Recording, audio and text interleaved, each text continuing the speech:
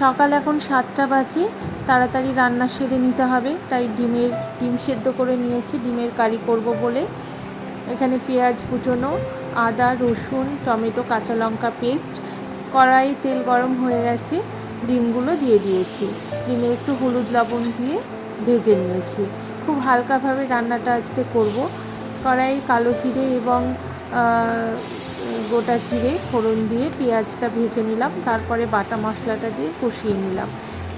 কাঁচা গন্ধ চলে যাওয়ার পরে মশলার গুঁড়ো মশলা রেগুলার যে ঘরোয়া মশলাগুলো দিয়ে দিলাম। এরপরে মশলাটা কষানোর পরে আমি ডিমগুলো দিয়ে দেবো, ডিমগুলো একটু নেড়ে চেড়ে তারপরে জল দিয়ে দেবো। তারপরে একটু ওইদিকে আমার ভাতটাও হয়ে গেছে, কাঁচা লঙ্কা আর কসুরি মেথি এবং গরম মশলা দিয়ে একটু ফুটিয়ে নিলাম। এইদিকে আমি পাঁচ তরকারিটাও বসিয়ে দিয়েছি, সব রকম সবজি দিয়ে হালকা করে একটু পাঁচ তরকারি করবো। পাঁচ তরকারি, ডিমের কারি, ডাল সেদ্ধ আর ভাতে একটু পেঁপে সেদ্ধ দিয়েছি। আর ছেলে স্কুল থেকে এসেই তার চাই ছাতুর শরবত, সেটাও রেডি।